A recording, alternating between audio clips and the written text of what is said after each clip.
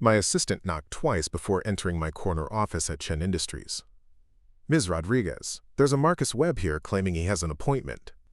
He says it's urgent regarding the FlexCore licensing deal."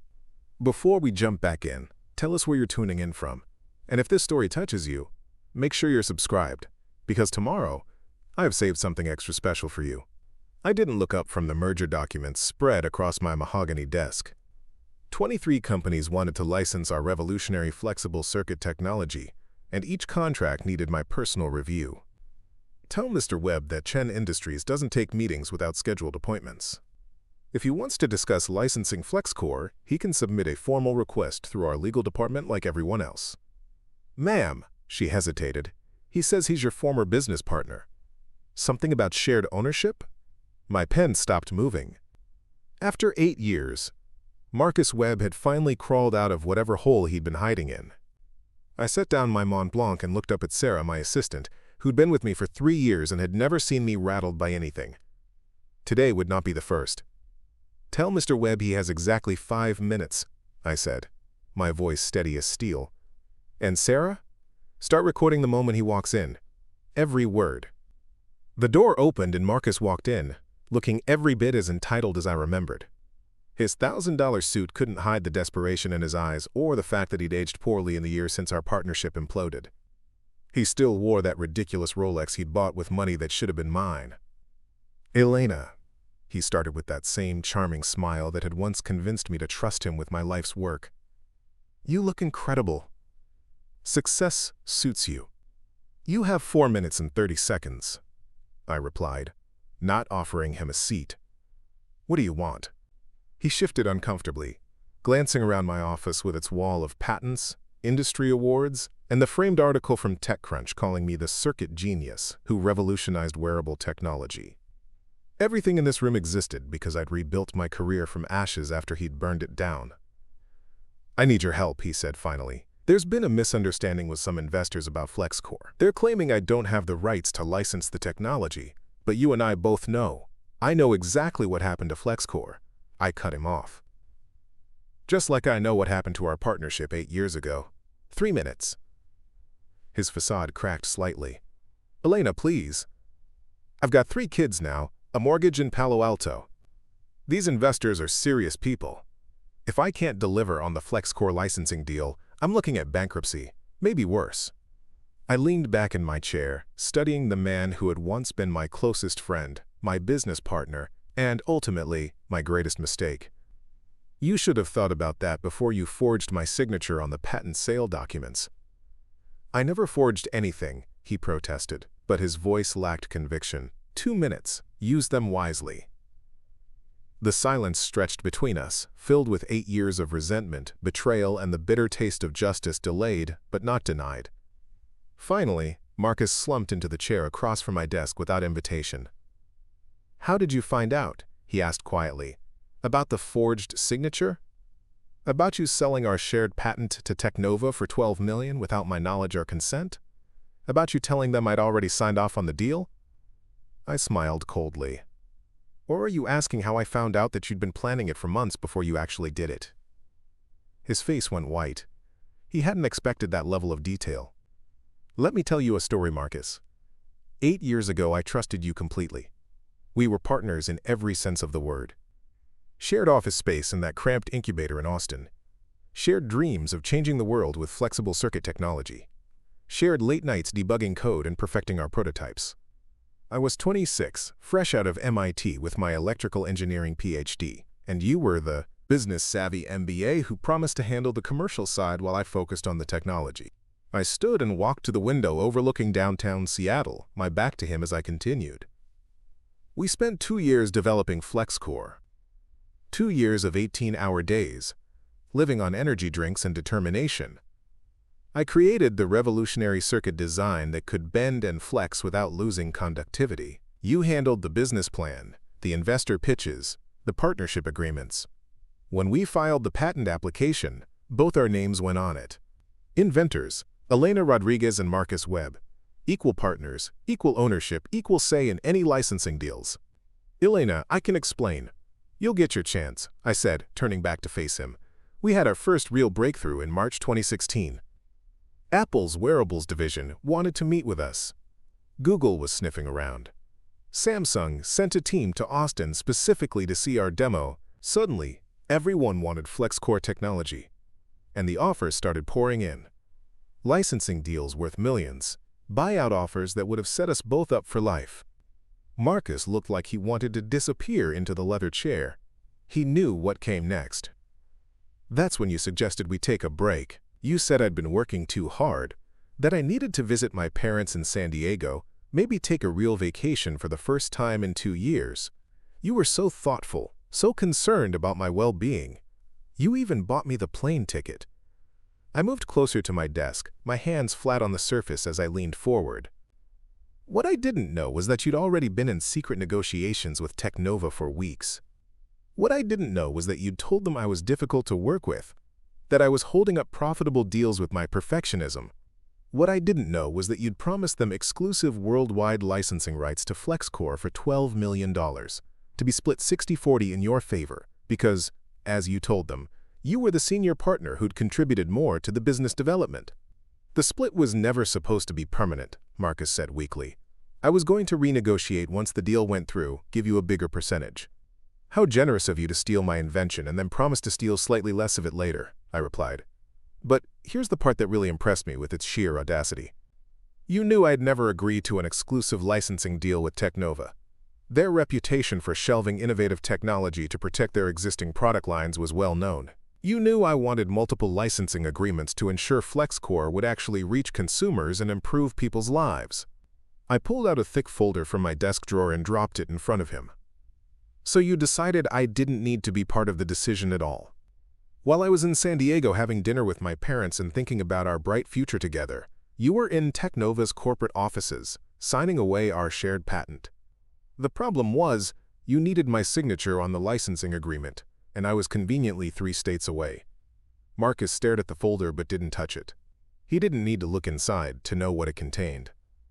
Turns out, forging a business partner's signature on a $12 million licensing deal leaves quite a paper trail. Bank records showing the deposit of funds I never authorized. Email chains between you and Teknova discussing how to handle the Elena situation. Security footage from their corporate headquarters showing you entering a loan for the signing ceremony that was supposed to include both inventors. And my personal favorite, the notarized document claiming I was present for the signature when I was actually 2,000 miles away having lunch with my mother. I can make this right, Marcus said desperately. The licensing deal with Teknova fell through anyway. They never produced anything with FlexCore technology, just like you predicted. The patent reverted back to us after they breached the development timeline clause. Oh, I know all about Teknova's breach, I said, sitting back down. Just like I know that you spent your $6 million on a house in Marin County, a Tesla, and a series of increasingly desperate startup investments that all failed. Just like I know that you've been trying to sell licensing rights to technology you no longer legally control. What do you mean I don't legally control it? His voice cracked. I opened the folder and pulled out a court document, sliding it across the desk to him. Patent ownership fraud is a serious crime, Marcus. When I discovered what you'd done, I didn't just get angry. I got a lawyer. A very good lawyer who specialized in intellectual property theft. It took 3 years and cost me nearly everything I had saved, but this court order officially invalidates your fraudulent sale of our shared patent and transfers full ownership of FlexCore technology to me. Marcus grabbed the document, his hands shaking as he read.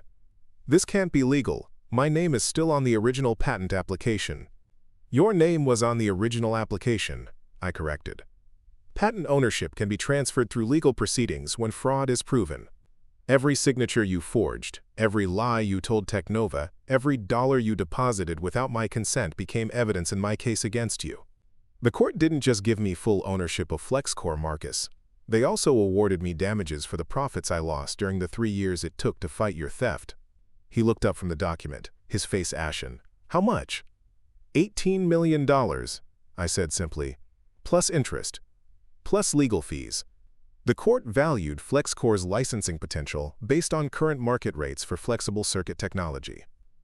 Turns out our little invention was worth quite a bit more than the $12 million you stole. I don't have $18 million, he whispered. I know. That's why the court also issued this. I pulled out another document. A lien against all your current and future assets until the judgment is satisfied. Your house, your car, your investment accounts, even your wife's jewelry. Everything you bought with my stolen money now belongs to me. Marcus stood abruptly, pacing to the window and back. Elena, please. We were friends once. We were partners.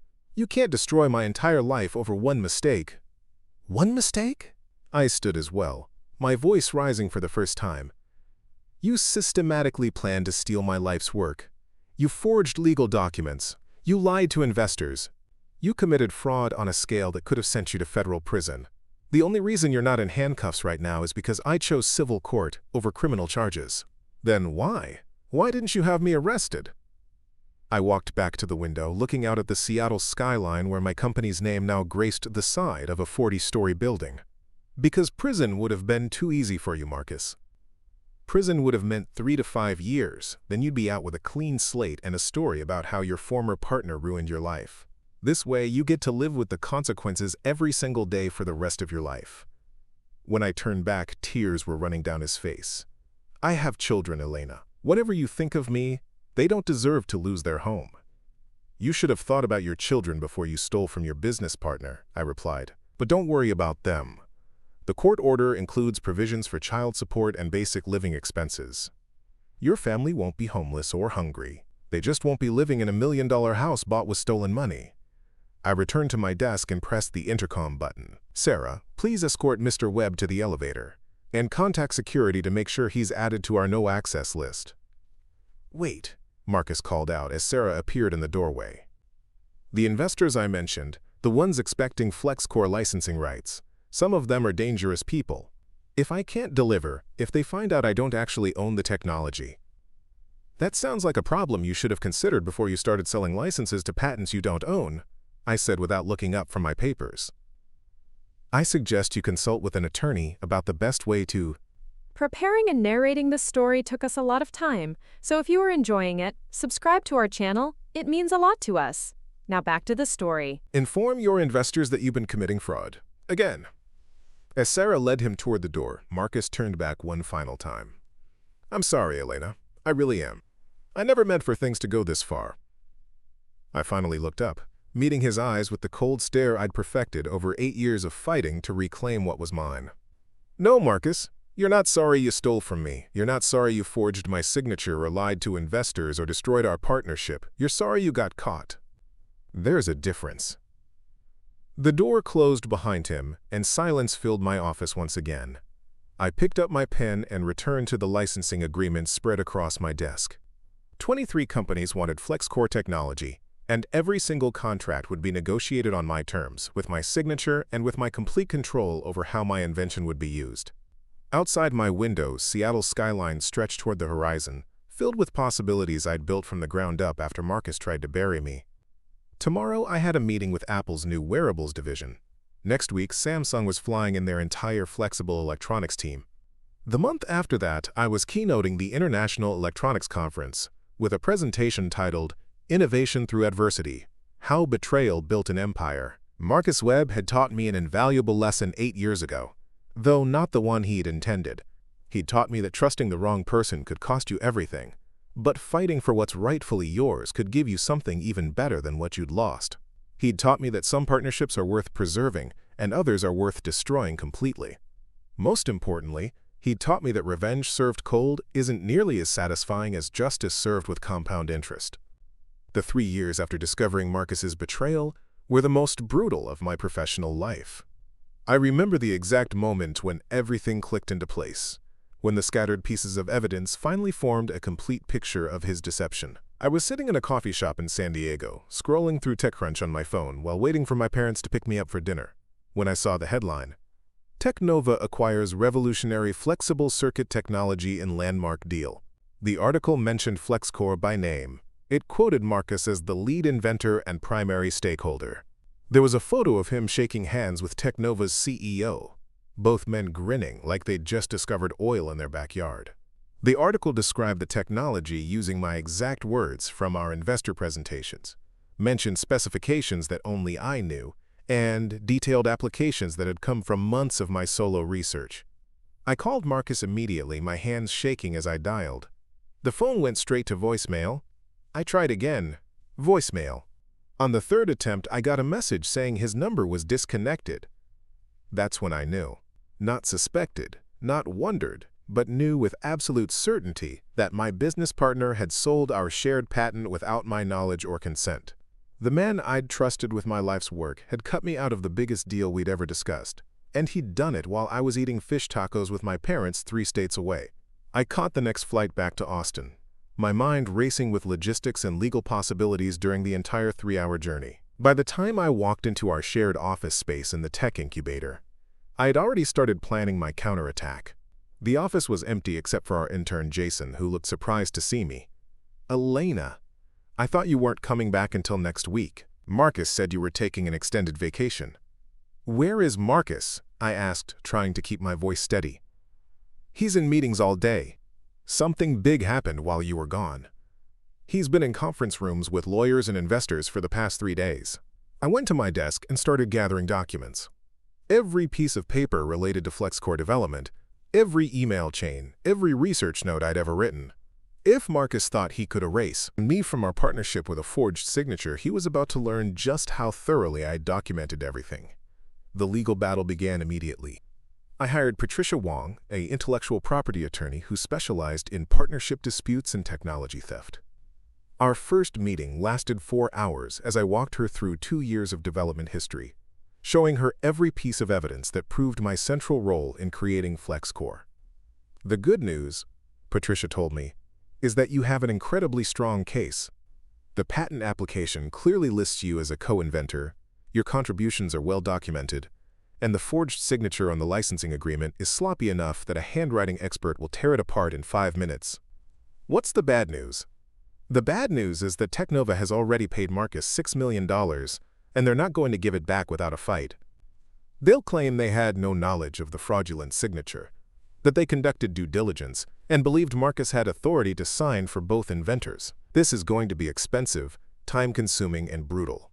She was right on all counts.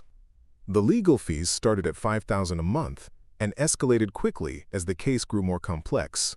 I depleted my savings account within 6 months, maxed out my credit cards within 8 months, and took out a second mortgage on the small condo I'd bought with my first patent licensing check from an earlier, smaller invention. But Patricia Wong was worth every penny.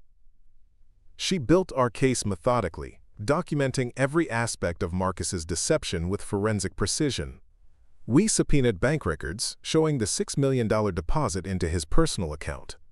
We obtained email records from Teknova, showing that Marcus had explicitly told them he had authority to sign for both inventors. We hired a handwriting expert who testified that my signature on the licensing agreement was, quote, "obviously and amateurishly forged." Most damning of all, we discovered that Marcus had been planning the betrayal for months. His laptop, which he'd left behind in our shared office, contained email drafts discussing how to restructure the partnership and maximize individual return on FlexCore development. There were browser searches for how to sell shared patent without partner consent and consequences of forging business partner's signature. The evidence was overwhelming, but Marcus had expensive lawyers too, funded by his stolen millions. They argued that the partnership was informal, that patent ownership was ambiguous, that I had agreed to the licensing deal in previous conversations and was now suffering from convenient selective memory. They painted me as a bitter ex-partner, trying to steal credit for Marcus's business development work. During the most intense phase of litigation, I was working 16-hour days while living on ramen noodles and determination. I took a job as a consulting engineer for a small electronics firm during the day, then spent my evenings in Patricia's office preparing for depositions and reviewing discovery documents. I slept 4 hours a night and lost 20 pounds from stress and poor nutrition. My social life evaporated completely. Friends who had known both Marcus and me during the partnership started taking sides, and most of them chose his version of events over mine. He was charming and persuasive, painting himself as the victim of a vindictive former partner who couldn't accept that business relationships sometimes end badly. I was the obsessed engineer who couldn't let go of past grievances. The turning point came during Marcus's deposition in year 2 of the litigation. Under oath, with Patricia methodically walking him through the timeline of his deception, his story started falling apart. He couldn't explain why he'd told Teknova that I was difficult to work with, when he'd never mentioned any partnership problems to me. He couldn't justify why he'd scheduled the signing ceremony while I was out of state if my presence wasn't necessary. Most importantly, he couldn't explain the handwriting analysis, showing that my signature was forged. "Mr. Webb," Patricia asked during one particularly devastating exchange, "did you or did you not forge Ms. Rodriguez's signature on the Teknova licensing agreement?" Marcus's lawyer objected, but the damage was done. The question hung in the air, and everyone in the room could see him calculating whether to commit perjury or admit to fraud. "I may have signed her name without her explicit permission for that specific document," he finally admitted. But she had previously agreed to the general concept of licensing FlexCore technology. "So you forged her signature?" "I signed her name with the understanding that she would have agreed if she'd been available to sign it herself." Patricia smiled. "Thank you, Mr. Webb. No further questions." The case settled 2 months later. Marcus's insurance company, faced with clear evidence of fraud and forgery, agreed to pay $18 million in damages plus legal fees. The court issued an injunction transferring full ownership of FlexCore technology to me and imposing liens on Marcus's assets until the judgment was satisfied. But winning the legal battle was only the beginning of rebuilding my career.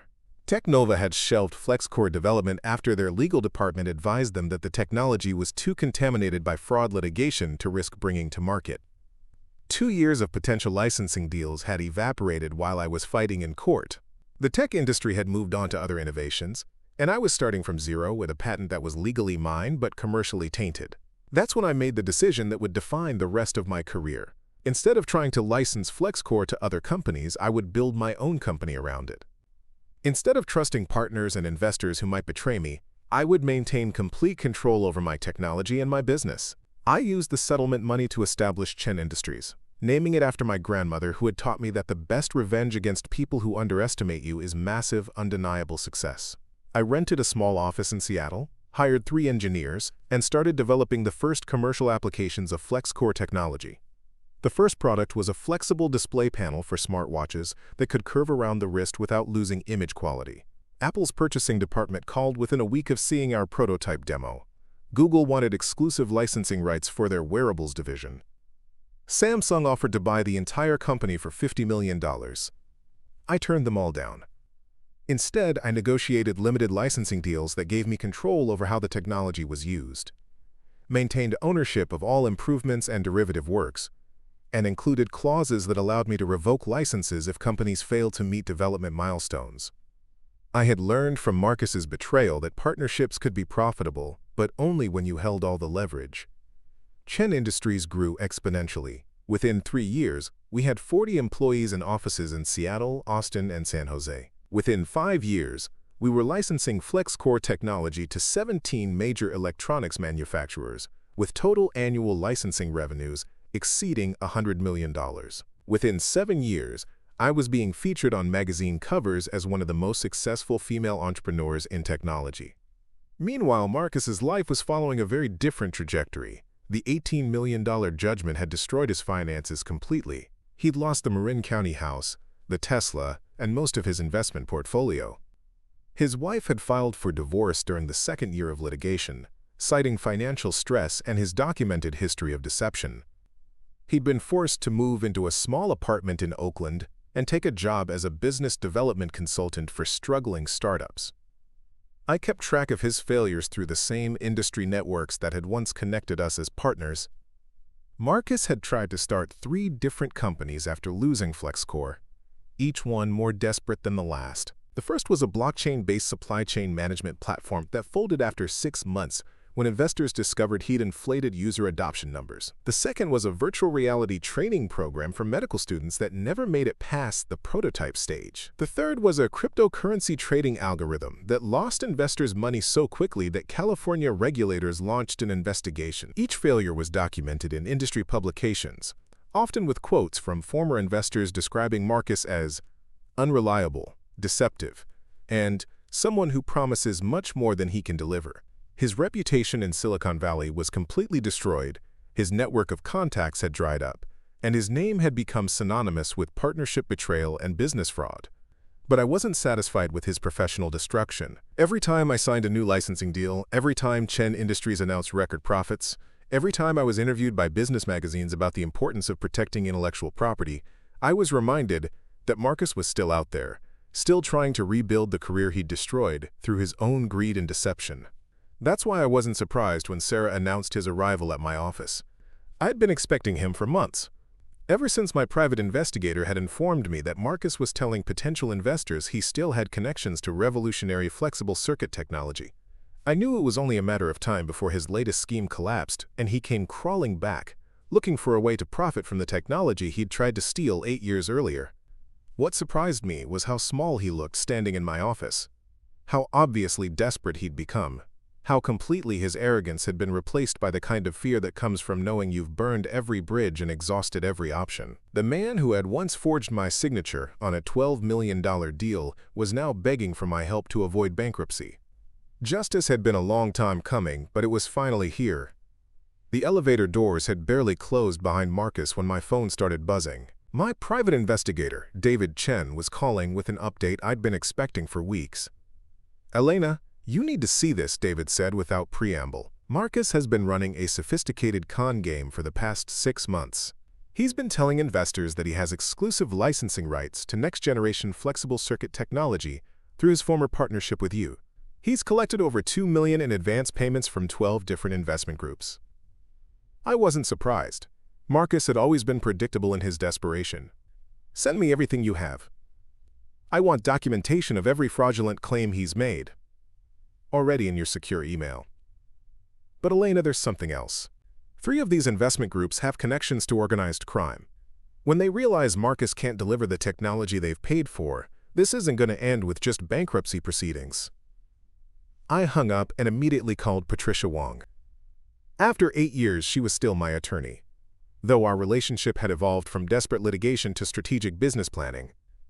Patricia now served as general counsel for Chen Industries, helping me navigate the complex world of intellectual property licensing, while building an empire that Marcus could never have imagined. "Patricia, I need you to prepare a comprehensive report documenting every instance of Marcus Webb using my name or FlexCore technology in fraudulent investment schemes over the past year. I want dates, amounts, investor names, and copies of every document where he's misrepresented his relationship to my patents." "Are you planning to file criminal charges?" she asked. "I'm planning something much more effective than criminal charges." That evening, I sat in my penthouse apartment overlooking Elliott Bay, reviewing the files David had compiled. Marcus hadn't just been lying to investors about FlexCore technology. He'd been using my name specifically, telling potential partners that Elena Rodriguez was a silent investor in his new ventures, that I had personally endorsed his business plans, that Chen Industries was secretly backing his startup efforts. The most audacious lie was a forged email purportedly from me, recommending Marcus as a, quote, trusted partner with deep expertise in cutting-edge electronics technology. He'd used this fake endorsement to secure a $200,000 investment from a venture capital firm in Portland, telling them that I was too busy with international expansion to attend meetings personally, but that I fully supported his new flexible battery technology company. There was no flexible battery technology company. There was no technology at all. Marcus had spent the investment money on rent for a fake office, expensive business dinners, and a down payment on a BMW he couldn't afford. The venture capital firm was scheduled to tour his research facilities next week, expecting to see the revolutionary battery prototypes their money had supposedly funded. I made 3 phone calls that night. The first was to every major electronics manufacturer that had ever licensed FlexCore technology from Chen Industries. I wanted them to know that Marcus Webb was fraudulently claiming association with my patents and that any deals he proposed were unauthorized. Most of my licensing partners had already heard rumors about his schemes and were grateful for the official warning. The second call was to the FBI's white-collar crime division. I'd avoided involving federal law enforcement in Marcus's original theft because I'd wanted to handle his destruction personally. But now his fraudulent schemes were affecting innocent investors and potentially damaging my company's reputation. Agent Sarah Kim listened to my evidence for over an hour, taking detailed notes about the pattern of investment fraud Marcus had been perpetrating. "Ms. Rodriguez, based on what you're describing, Mr. Webb appears to be running a classic Ponzi scheme using your intellectual property as collateral he doesn't possess. We'll need to move quickly before more investors are victimized. The third call was to Marcus himself. I used a burner phone and called from an untraceable number, disguising my voice slightly as I posed as a potential investor who'd heard about his flexible electronics venture. Mr. Webb, I represent a group of international investors interested in your battery technology partnership with Elena Rodriguez. Would like to schedule a facility tour next week to evaluate the development progress. Marcus took the bait immediately, his voice brightening with desperation-fueled enthusiasm. Absolutely. Elena's been incredibly supportive of this venture. Her expertise in flexible circuits has been invaluable to our battery integration research. We're making breakthrough progress every week. And Ms. Rodriguez will be present for the tour? Well, she's extremely busy with Chen Industries' expansion into European markets, but I can definitely arrange for her to join us via video conference. She's very excited about the commercial potential of our collaboration. I hung up and immediately forwarded the recorded conversation to Agent Kim. Marcus had just committed wire fraud on a federal investigation line, claiming partnership with someone who had a court order specifically prohibiting him from using my name or technology in any business venture. The next morning, I called an emergency meeting with my executive team at Chen Industries. My chief technology officer, my head of business development, and my legal counsel gathered in the conference room as I outlined my plan for permanently neutralizing Marcus's ability to damage my company or defraud innocent investors. We're going to create the Elena Rodriguez Foundation for Intellectual Property Protection, I announced. The foundation will provide free legal assistance to inventors whose partners or associates have stolen their patents, trademarks, or trade secrets. We'll fund litigation, provide expert testimony, and lobby for stronger federal laws protecting individual inventors from partnership fraud. My CTO, Jennifer Park, looked intrigued. This is about more than just Marcus, isn't it? Marcus taught me that partnership betrayal is epidemic in the technology industry. Every month, I meet entrepreneurs who've been cheated by business partners, had their patents stolen, or discovered that co-founders were secretly negotiating deals behind their backs. Most of them can't afford the kind of legal representation I had with Patricia. They lose their life's work because they trusted the wrong person and don't have the resources to fight back. I stood and walked to the whiteboard, sketching out the foundation's structure. The Elena Rodriguez Foundation will change that. We'll provide pro bono legal services for technology theft cases, fund academic research into partnership fraud prevention, and work with Congress to strengthen intellectual property protection laws for individual inventors. Patricia leaned forward, her lawyer instincts immediately engaged. You want to make it impossible for future Marcus Webbs to steal patents from their partners. Exactly. We're going to create a national database of partnership disputes, tracking patterns of intellectual property theft across industries.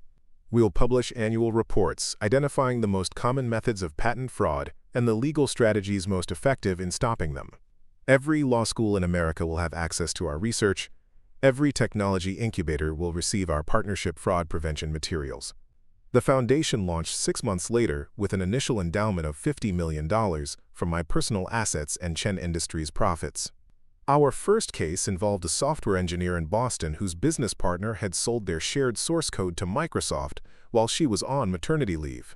Our second case helped a biotechnology researcher in San Diego whose lab partner had filed patent applications using her research without her knowledge. Within 2 years, the Elena Rodriguez Foundation had successfully resolved over 200 intellectual property theft cases, recovering more than $300 million in stolen assets for victimized inventors. We'd also successfully lobbied for the Inventor Protection Act, federal legislation that made partnership fraud a felony offense with mandatory minimum sentences for repeat offenders. But my most satisfying achievement was the Marcus Webb Clause, a provision in the Inventor Protection Act that specifically criminalized using another person's name or reputation to defraud investors in technology ventures.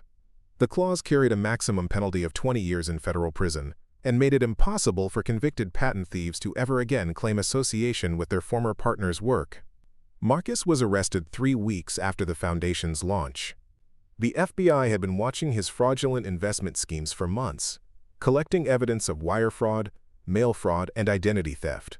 When they raided his Oakland apartment, they found detailed files on every lie he'd told investors, including a spreadsheet tracking which stories he'd told to which investors to avoid contradicting himself during follow-up meetings. The trial lasted 2 months. I testified for 3 days, walking the jury through Marcus's original theft of FlexCore technology and explaining how his current fraud schemes were simply an extension of the same pattern of deception he'd been practicing for 8 years. Patricia presented evidence showing that Marcus had used my name fraudulently in over 40 separate business transactions, collecting nearly $4 million from investors who believed they were partnering with Elena Rodriguez's technology ventures. Marcus's defense attorney tried to argue that his client was simply a failed entrepreneur whose exaggerations about past partnerships didn't constitute criminal fraud. The jury wasn't convinced. They deliberated for less than 6 hours before returning guilty verdicts on all counts: wire fraud, mail fraud, identity theft, and violation of the Marcus Webb clause of the Inventor Protection Act. The judge sentenced him to 15 years in federal prison with no possibility of parole for the first 7 years. She also ordered him to pay $38 million in restitution to the investors he'd defrauded, plus punitive damages to cover the costs of the FBI investigation and the Elena Rodriguez Foundation's legal assistance to his victims. "Mr. Webb," the judge said during sentencing, "you have demonstrated a persistent pattern of using other people's work to enrich yourself through fraud and deception. You stole your partner's intellectual property, forged her signature on legal documents, and then spent 8 years using her name and reputation to continue defrauding innocent investors. This court finds that you represent exactly the type of predatory behavior the Inventor Protection Act was designed to prevent." I watched from the gallery as federal marshals led Marcus away in handcuffs. He looked older than his 46 years, worn down by the stress of maintaining multiple fraudulent schemes while knowing that his past crimes had finally caught up with him. As he passed my row, he glanced in my direction with the same entitled expression he'd worn in my office months earlier. But this time, I didn't feel the cold satisfaction of revenge. Instead, I felt the warm certainty of justice served and systemic change achieved. Marcus would spend the next 15 years in prison, but more importantly, the laws and institutions I'd created would prevent thousands of future inventors from experiencing the betrayal he'd inflicted on me. After the sentencing, I drove directly to the Elena Rodriguez Foundation offices in downtown Seattle. Our staff had grown to 12 full-time attorneys, 3 investigators, and a policy research team that worked closely with congressional committees on intellectual property reform. The walls were lined with thank you letters from inventors we'd helped, patents we'd recovered, and news articles about corporate executives arrested under laws we'd lobbied to create. My assistant brought me the day's case files. A mechanical engineer in Detroit whose startup partner had secretly patented her engine designs, a pharmaceutical researcher in Houston whose lab director had sold her drug formulations to a competitor, and a computer programmer in Austin whose co-founder had licensing their shared software without her consent. Each case was different in its details, but identical in its fundamental pattern: trusted partners betraying innovative minds, stealing life's work through legal technicalities and forged documents, destroying careers to fund their own greed. Each case was also an opportunity to refine our legal strategies, strengthen our precedents, and build an increasingly comprehensive shield protecting inventors from partnership fraud. I opened the first file and began reading, already planning the legal arguments that would restore another stolen patent to its rightful owner.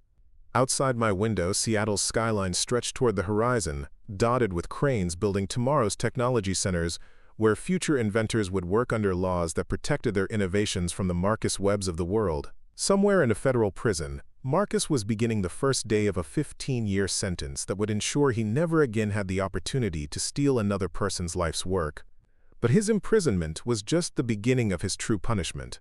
Knowing that his betrayal had created something far more powerful than anything he'd ever stolen, something that would protect thousands of inventors long after he was forgotten. That was justice. That was legacy. That was what happened when you tried to bury Elena Rodriguez and discovered that what you'd actually done was plant the seeds of an empire built on protecting the innovative minds that Marcus and his kind had spent their careers exploiting. The Elena Rodriguez Foundation would outlive us all, ensuring that no inventor would ever again face the choice between trusting a partner and protecting their life's work. That was my gift to the world, funded by the fortune I'd built from the ashes of Marcus's betrayal. Partnership fraud was now a federal crime. Patent theft carried mandatory minimum sentences, and every law school in America taught courses using Marcus Webb's case as the definitive example of how greed and deception inevitably led to destruction. Some partnerships are worth preserving. Others are worth destroying so completely that they become cautionary tales for generations of future innovators. Marcus had taught me the difference. Now I was teaching it to the world. 5 years later, I stood at the podium of the National Inventors Conference, addressing an audience of 3,000 engineers, researchers, and entrepreneurs. The annual event had become the premier gathering for discussing intellectual property protection, and my keynote speech was titled, "From Betrayal to Legacy, Building Systems That Protect Innovation." The Elena Rodriguez Foundation had grown beyond my wildest expectations. We now operated in 15 countries, had recovered over $2 billion in stolen intellectual property, and had successfully lobbied for similar inventor protection laws in 12 nations. Our legal database contained documented evidence of over 10,000 partnership fraud cases, creating an unprecedented resource for law enforcement and academic researchers studying patterns of technology theft. Most importantly, we'd fundamentally changed how inventors approached business partnerships. Every major technology incubator now required mandatory fraud prevention training for new entrepreneurs. Partnership agreements included standardized protection clauses developed by our legal team. Universities taught courses on recognizing and preventing intellectual property theft as part of their engineering and business curricula. Marcus Webb thought he was stealing one patent, I told the audience. What he actually did was create a movement that has protected hundreds of thousands of inventors worldwide. His 15 minutes of greed resulted in 15 years of imprisonment and 15 decades of legal precedent protecting innovative minds from partnership betrayal. The audience erupted in applause, but I wasn't finished. Every day, our foundation receives calls from inventors who discovered their partners forging signatures, licensing patents without consent, or claiming sole ownership of shared innovations. 10 years ago, most of these inventors would have lost everything because they couldn't afford legal representation. Today, they call us, and we make sure justice is served. I clicked to my final slide, showing statistics that still amazed me.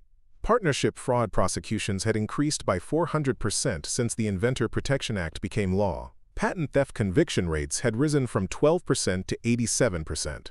Average settlements for intellectual property theft had grown from $50,000 to over $2 million. Marcus Webb is scheduled for release in 8 years, I concluded. When he gets out of prison, he'll discover a world where his crimes are no longer possible. Partnership fraud is now a federal offense with mandatory sentencing. Patent theft carries automatic asset forfeiture. Identity theft in business contexts results in permanent prohibition from technology ventures. The laws he inspired have made his own freedom meaningless. After my speech, a young engineer approached me during the networking reception. She introduced herself as Maria Santos, a recent MIT graduate working on revolutionary battery storage technology with her business partner. "Ms. Rodriguez," she said, "I wanted to thank you personally. Last month, I discovered my partner was secretly negotiating to sell our shared patents to a major automotive company. Because of your foundation's legal resources and the laws you helped create, I was able to stop the sale and maintain control of my technology. 5 years ago, I would have lost everything." I smiled, remembering my own 26-year-old self, trusting and naive about the potential for partnership betrayal. "What did you do about your partner?" "He's facing federal charges under the Marcus Webb clause. My patent attorney says he'll likely receive 7 years in prison, and I've retained full ownership of our technology. I'm launching my own company next month, maintaining complete control over licensing and development." That conversation reminded me why building institutional change had been more satisfying than simple revenge. Marcus's betrayal had destroyed one partnership, but ultimately protected millions of future collaborations by creating legal frameworks that made his crimes impossible to repeat. As I drove home through Seattle's evening traffic, I reflected on the strange mathematics of justice. Marcus had stolen $60,000 and cost me approximately $500,000 in lost opportunities and legal fees. In response, I built a foundation worth over $200 million, lobbied for laws that had recovered billions in stolen intellectual property, and created legal precedents that would protect inventors for generations. His 15 minutes of signing my forged signature had resulted in 15 years of imprisonment, but more importantly, it had sparked 15 decades of legal protection for innovative minds worldwide. Every patent recovered by our foundation, every fraudulent partner prosecuted under our lobbied legislation, every inventor saved from betrayal was Marcus's true punishment, compounding daily like interest on a debt he could never repay. partnership fraud had taught me that some betrayals create opportunities for systemic change that transcend personal revenge. Marcus Webb thought he was stealing my technology. What he actually did was inspire the creation of a global movement that made his crimes obsolete. That was the real victory, not destroying one fraudulent partner, but building institutions that would protect every inventor who came after me. Marcus had taught me that trust could be weaponized, but I had learned that justice could be institutionalized. Some lessons are worth sharing. Some betrayals are worth transforming into legacies that outlast the people who inspired them. Up next, you've got two more standout stories right on your screen. If this one hit the mark, you won't want to pass these up. Just click and check them out.